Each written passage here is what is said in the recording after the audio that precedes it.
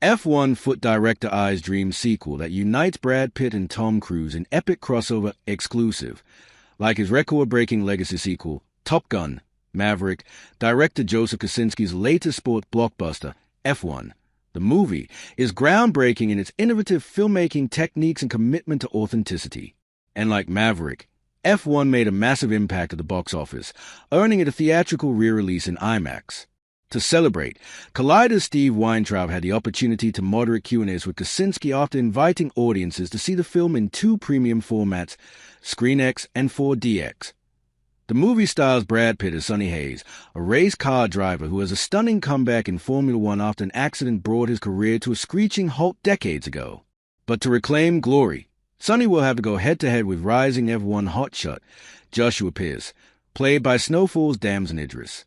F1 also stars Javier Bardem, Kerry Condon, Tobias Menzies, and professional Formula One racers, including Charles Leclerc and Lewis Hamilton. Check out the video above or the transcript below for all the behind-the-scenes details from Kosinski himself.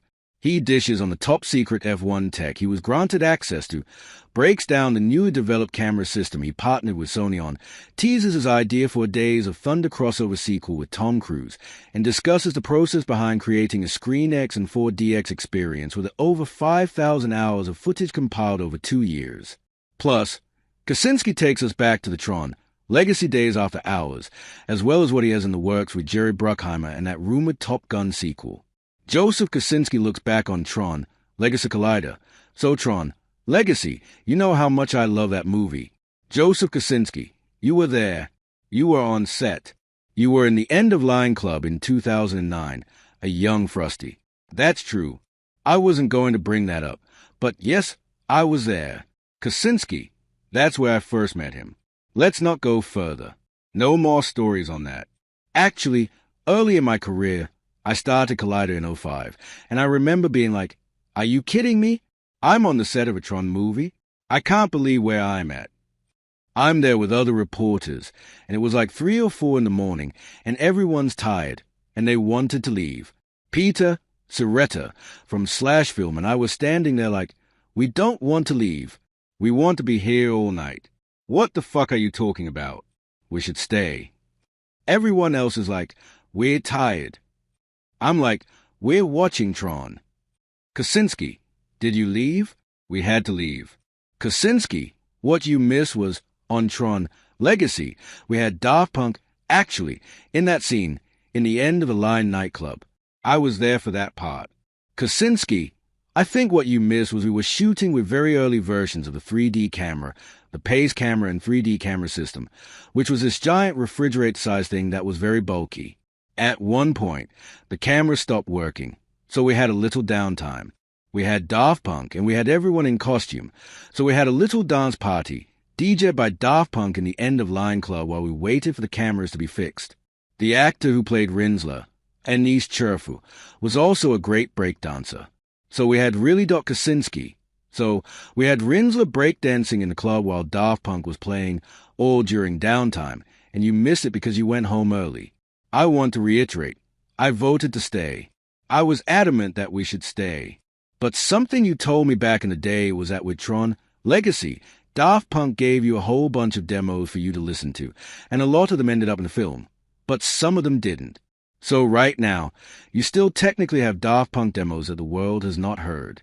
Kosinski, that is true, and they're great. Every once in a while, I pull them out and listen to them, and they are still fantastic 15 years later. Those guys are geniuses. Audience, leak them. Kosinski, laughs.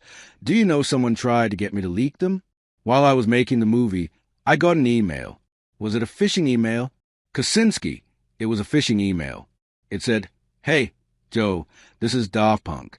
We lost the masters to the music that we sent you. Can you please email us back those tracks? They tried to trick me. I didn't fall for it. We're really off the rails in this theater. I'm so sorry, but I'm just going to say I moderated an Interstellar 5555, which is an animated movie, and I got to moderate with their manager and the person who designed a lot of their costumes. It was amazing for me. It was a packed theater, and there were going to be DJs after. If you're a Daft Punk fan and you've never seen Interstellar 5555, my God, watch it. It's fantastic. What is it like having directed one of the best movie soundtracks of all time? I'm talking about Tron, Legacy. Kosinski. That was a really interesting process because Daft Punk had never done a soundtrack before, so it was all an experiment.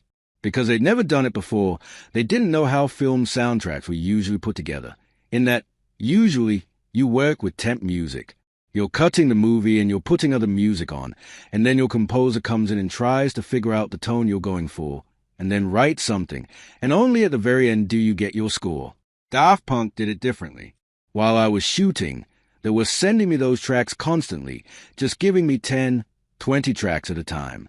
I even would play them on set while we were shooting, just to kind of set the mood. To have their music while I was shooting it, and while I was cutting the movie together was amazing. So, I never temped any other music into that movie. That movie was Daft Punk from beginning to end, and it just got better and better and better. It was an amazing experience. I'm thrilled that it continues to this day. In fact, they just sent it to me. I just got the double platinum album of Tron, Legacy, which is, I think, 2 million copies. I've listened to that soundtrack, and I'm not even BSing, probably 500 to 1,000 times. I love that soundtrack. Kosinski, what's your favorite track? I'm just curious. Audience, Solar Sailor. I don't have a favorite track because all I do is start track 1 and just hit play, and just let it go because there's nothing bad on that soundtrack. It's amazing. By the way, I appreciate you indulging me in Tron, Legacy. For everyone who hasn't seen Tron, Legacy, please watch. The most challenging Top Gun, Maverick scene to film isn't the one you'd expect, so now that you've done flying with Top Gun, Maverick and racing with F1, what's the next sport we should expect from you? Kosinski, that's a good question. Usually, people say planes, cars, and obviously boats are next. So we talked about maybe what that could be in the other theater. Well, we should just tell them that one of the things that you're developing right now is a Miami Vice movie. I was saying it's not what I expected, because the other thing is developing is a UAP project at Apple with Jerry Bruckheimer. Kosinski, which means unexplained aerial phenomena, so if you're following the whole kind of tic-tac phenomena, we're deep into that. What shot or sequence has been the toughest of your career so far? Kosinski, there's been a lot of challenging ones. We talked about Las Vegas in this movie, which is challenging. I always think about the sailing scene in Top Gun, Maverick, believe it or not, where Penny takes Maverick out on the sailboat, which is a bay of San Francisco. That was